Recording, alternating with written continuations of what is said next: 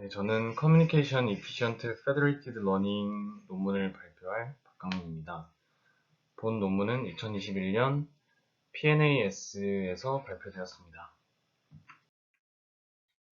발표를 시작하기 앞서 발표 이해를 돕기 위해 컨트리뷰션에 대해서 정리해드리겠습니다.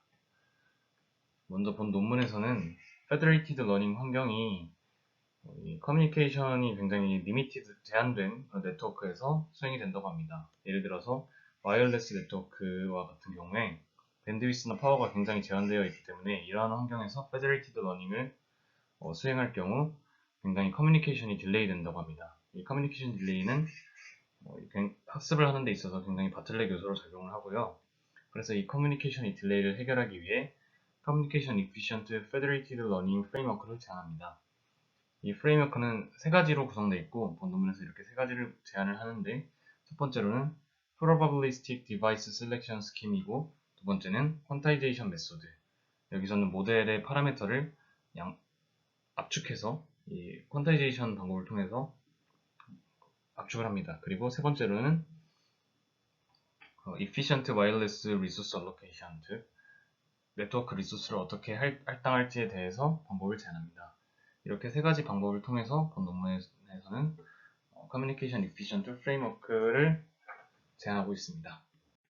백그라운드부터 소개해드리겠습니다. 먼저 연합학습이라고 하는 이 페더레이티드 러닝은 센트럴 컨트롤러라고 하는 서버와 엣지 디바이스로 구성이 되어 있습니다.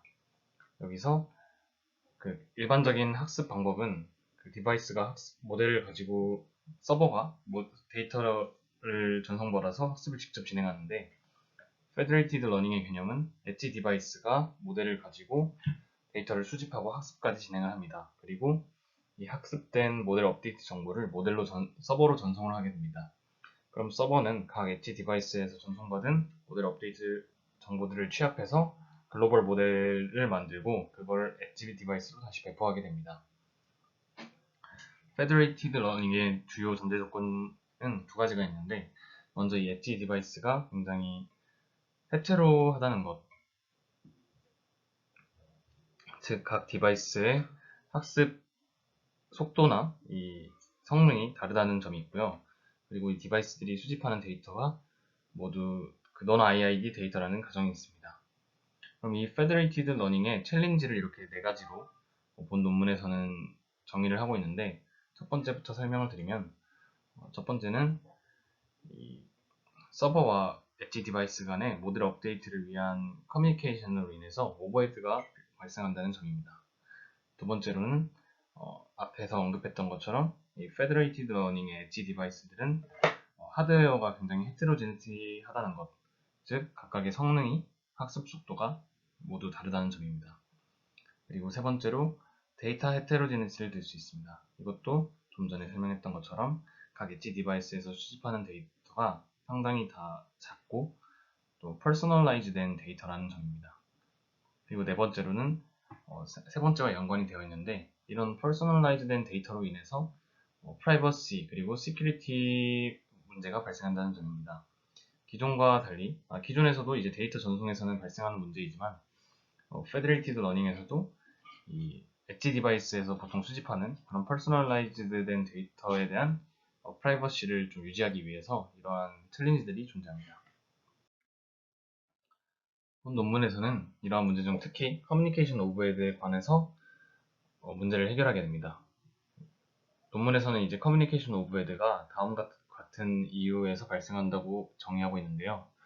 첫 번째로는 트레이닝 스텝 수와 이 페더레이티드 러닝 파라미터의 전송 지연에 의해서 오버헤드가 발생한다고 합니다. 여기서 트레이닝 스텝은 엣지 디바이스와 서버가 모델을 주고받는 그 분기를 얘기하고, 그 다음에 파라미터 트랜스미션 딜레이는 그 주고받을 때 실제로 주고받는 모델의 업데이트 정보가 크기가 큰 경우가 있기 때문에 그로 인해서 발생하는 그런 전송 지연을 얘기하고 있습니다. 두 번째로는 Realistic Network with Limited Computational and Communication Resource라는 말이, 실제 네트워크가 굉장히 컴퓨테이셔널, 그러니까 계산적으로도 그리고 이 커뮤니케이션적으로도 리소스가 굉장히 제한되어 있다고 제한되어 있고 이게 커뮤니케이션 오버헤드를 발생시킨다고 합니다. 그래서 이 논문에서는 이러한 문제들을 해결하기 위해 커뮤니케이션 이피션트 페더레이티드 러닝을 제안합니다. 이 방법은 앞에 공원에서 정리했던 것처럼 probabilistic device selection, 그리고 quantization 메소드, 마지막으로 wireless resource allocation으로 구성되어 있습니다. 다음으로 제안하는 방법에 대해서 소개해드리겠습니다. 먼저 Federated Learning의 베이직 컨셉에 대한 이해가 필요한데요. 첫 번째 식은 글로벌 모델의 업데이트 방법을 소개를 하고 있습니다. 여기서 F는 오브젝트 펑션, 그리고 B는 글로벌 모델, X와 Y는 각각 데이터 인풋과 아웃풋을 의미합니다.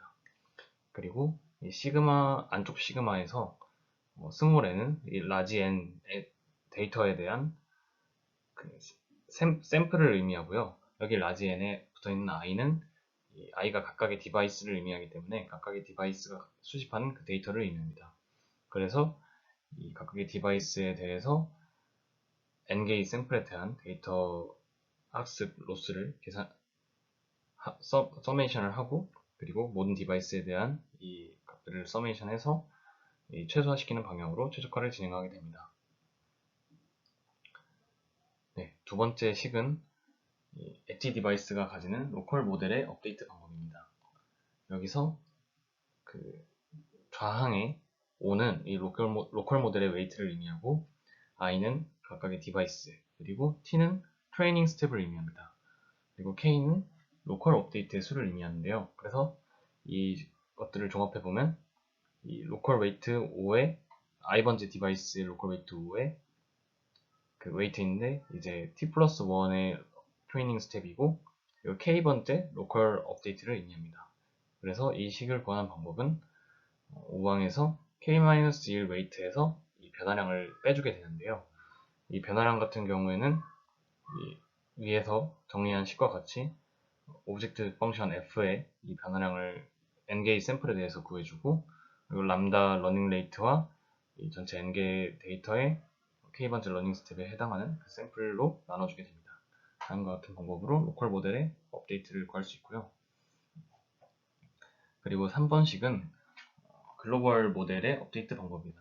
이 글로벌 모델의 업데이트 방법은 이 로컬 모델의 K개의 이 로컬 스텝을, 그 로컬 업데이트 스텝을 모두 더한 이 모델의 웨이트에서 글로벌 웨이트를 빼준 변화량의 전체 평균을 구해주고, 그 다음에 여기에 글로벌 모델에 이전 글로벌 모델을 더해줘서 글로벌 모델을 BT 플러스 1을 구하게 됩니다.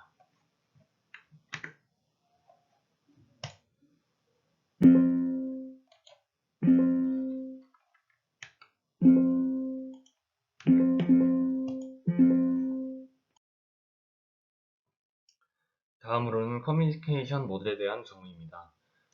여기서 Z는 디바이스 I의 채널 아웃풋, 그리고 H는 채널의 게인, 그리고 S는 채널 인풋, 즉 시그널을 의미합니다. 그리고 W는 가우시안 노이즈, 그리고 V는 인터퍼런스, 즉 간섭을 의미합니다.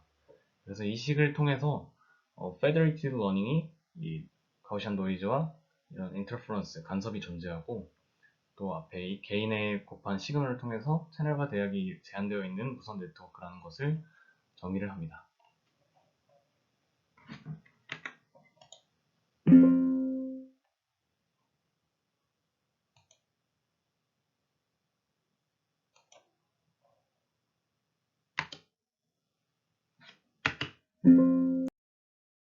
다음으로 이제 본 논문에서 제안하고 있는 방법 중 하나인 Probabilistic Device Selection Scheme에 대해서 소개하겠습니다.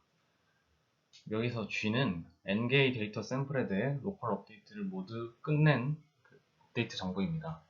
그래서 우항의 이 안쪽 시그마에서 로컬 업데이트 1회의 그 정보들이 들어가 있고요. 그리고 이 로컬 업데이트의 수를 의미하는 K의 모든 합을 통해서 이 G를 구하게 됩니다. 그리고 아래에 있는 확률식이 이제 이 디바이스 셀렉션을 위한 확률 P인데요. i번째 디바이스의 T번째 트레이닝 스텝을 의미합니다. 여기서 좌항과 우항으로 나눌 수 있는데, 좌항에서 아까 좀 전에 각각의 엣지 디바이스로부터 구한 로컬 업데이트 정보가 들어갑니다. 그리고 우항에서는 이 D라는 거리 계산을 하는데, 이 D는 엣지 디바이스와 센트럴 컨트롤러, 즉 서버 사이의 디스턴스를 의미합니다. 그래서 종합해보면 이 알파라는 인자에 의해서 얼마나 그 확률을 구할 때 얼마나 모델의 업데이트 정보를 반영할 건지, 아니면 모델과 서버 사이의 디스턴스 정보를 반영할 건지를 계산을 하게 됩니다. 이 식 6에서는 모델의 업데이트를 위한 식과 디스턴스를 반영하는 식 둘 다 존재하기 때문에, 즉 실제 컨버전스 스피드를 증가시키게 됩니다. 로스를 줄여서 수렴도 빠르게 하고, 그리고 전송에 필요한 전송 지연도 감소시키는 방법입니다.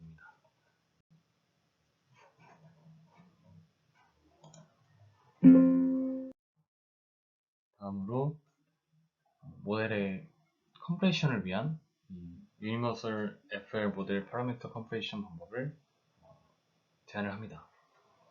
여기서는 이 센트럴 컨트롤러, 즉 서버로부터 서버와 이 모델 업데이트 정보를 전송할 때 이 에너지와 밴드위스가 굉장히 제한되어 있었다는 얘기를 하기 때문에, 이를 위해서 모델의 크기를 줄이는 방법을 선택했는데요. 방법으로는 이제 레퍼런스 15, 26에서 확인할 수 있는 레티스 퀀타이제이션 방법을 사용했습니다. 그리고 방법에서 이제 주목할 점은 엣지 디바이스에서 모델을 압축하고, 그리고 서버로 보내서 서버에서 디컴프레스 하게 되는데요. 여기서 동일한 랜덤 시드를 통해서 이 랜덤 레티스 퀀타이제이션을 실행하게 되는데, 페더레이티드 러닝에서는 기본적으로 서버와 엣지 디바이스가 커뮤니케이션을 반복해서 하기 때문에 그 과정에서 이 랜덤 시드를 주고받아서 이 알고리즘을 수행할 수 있다고 합니다.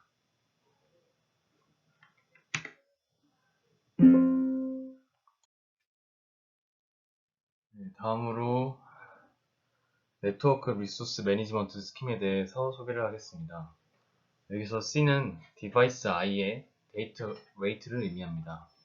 그리고 X는 1 또는 0으로 리소스 블락이 할당될지 말지를 결정합니다. 여기서 리소스 블락은 앞서 설명한 디바이스 셀렉션에서 이 디바이스가 선택될지 말지 P로 결정을 하기 때문에 거기에 의해서 결정되는 파라미터입니다. 그리고 다음으로 아래에 있는 17을 보면은 네트워크 리소스 관리를 위한 최적화식으로 Z는 비트 수, 그리고 이 Z를 데이터 레이트로 나누기 때문에, 즉 이 네트워크로 전송되는 데이터의 리소스를 의미합니다. 그래서 이거를 최대화시킨다는 건 여기 이 i가 전체 장비 아래 सब셋이기 때문에 최대로 이 장비들의 모델 업데이트가 엣지 디바이스들의 모델 업데이트 정보가 전송될 수 있도록 그 전송량을 최대화를 하는 것입니다. 하지만 그 바깥에 있는 그 미니마이즈 최소화식을 통해서 전체 전송량이 이 자원에 대해서 최적화될 수 있도록 이 민맥스식을 통해서 표현하고 있습니다.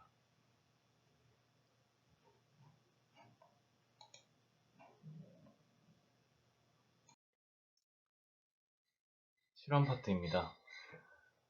본 논문에서 제안한 세 가지를 검증하기 위해 저자는 첫 번째로 핸드라이튼 디짓 아이덴티피케이션 태스크를 수행하였습니다. 이건 우리가 일반적으로 알고 있는 엠니스트 태스크인데요. 그림 A는 정성평가를 통해서 잘된 예측과 잘 못된 예측을 비교해주고 있습니다.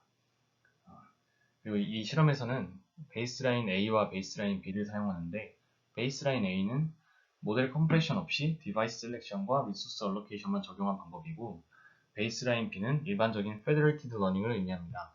그리고 프로포즈드 알고리즘으로 표현된 이 선은 디바이스 셀렉션과 리소스 얼로케이션, 그리고 모델 컴프레션까지 모두 포함한 방법을 의미합니다. 여기서 굳이 모델 컴프레션을 베이스라인 A로 구분한 이유는 모델 컴프레션 시에 완벽하게 컴프레션, 디컴프레션이 되는 게 아니라, 컴프레션하고 디컴프레션 하는 과정에서 모델의 이 정보 손실이 일어나고, 그로 인해서 오차가 발생하기 때문에 그 오차에 대해가 어느 정도 영향을 주는지를 확인하기 위해 이렇게 분리를 하여 비교를 하였습니다. 실제로 이 피겨 1의 B를 보시면 정확도 평가를 하는데 이 제안하는 프로포즈드 모델이 베이스라인 A, B보다 조금 정확도가 떨어지는 걸 확인할 수 있습니다. 이게 바로 양자화로 인한 정확도 손실을 의미하고요. 피겨 1의 C는 이 제안하는 프로포즈드 모델이 컨버전스가 매우 빠르고 일정한 걸 확인할 수 있습니다. 여기서 베이스라인 A가 그 기존의 방법인 베이스라인 B보다 확실히 향상되었지만 여전히 디바이스가 늘어남에 따라서 리니어하게 컨버전스 타임이 증가를 하고 있고, 반면 프로포즈드 방법은 모델 컴프레스를 통해서 거의 일정하게 이 컨버전스 타임을 유지하고 있는 걸 확인할 수 있습니다. 피겨 1의 이 BC에서 확인할 수 있는 건 확실히 베이스라인 A가 B에 비해서 높은 정확도와 컨버전스 속도를 유지하고 있습니다. 왜냐면 이 디바이스 셀렉션에서 디스턴스와 모델 업데이트 정보에 대한 그 정보들을 모두 반영해 주었기 때문에 전체적으로 속도뿐만 아니라 정확도까지 향상된 걸 확인할 수 있습니다. 피겨 1의 D는 장비 수에 따른 정확도 실험을 진행하였는데, 여기서도 역시 베이스라인 A가 B에 비해 좋으며 장비가 증가할수록 특히 프로포즈드 알고리즘이 베이스라인 AB에 가깝게 이 정확도가 향상되는 걸 확인할 수 있습니다. 여기서 그 이유는 이 디바이스 셀렉티드된 디바이스가 증가할수록 글로벌 모델 업데이트에 참여하는 엣지 디바이스의 로컬 모델이 증가합니다. 그럼 이로 인해서 이 컴프레션으로 인한 그 오차가 감소하게 됩니다. 즉 모델이 에버리지하는 모델이 많아질수록 이 바이어스가 감소한다 하는 것으로 이해하시면 될 것 같고요. 피겨 1의 2에서는 장비 수에 따라서 에너지 소비가 줄어드는 그래프를 볼 수 있습니다. 여기서는 이 본 논문에서 제안하는 와이어리스 리소스 얼로케이션이 효과적으로 최적화되었다고 이해하시면 됩니다. 다음으로 그린 피겨 F에서는 제안하는 컴프레션 방법인 랜덤 레티스 퀀타이제이션 방법이 기존의 다른 방법들보다 효과적으로 작용한다는 것을 보여주고 있습니다. 다음 실험은 오브젝트 리코그니션인 이미지, 즉 이미지 분류 태스크를 수행하겠습니다. 바로 피겨 2에 비해서 제안하는 알고리즘이 거의 베이스라인 A와 거의 같은 정확도를 달성하고 있습니다. 왜냐하면 이전에 핸드라이튼 리코그니션 태스크에서는 단순한 FNN 네트워크를 사용해왔는데, 여기서는 CNN 네트워크를 사용해서 네트워크가 좀 더 볼륨이 커졌기 때문에 더 높은 정확도를 보여주는 것입니다.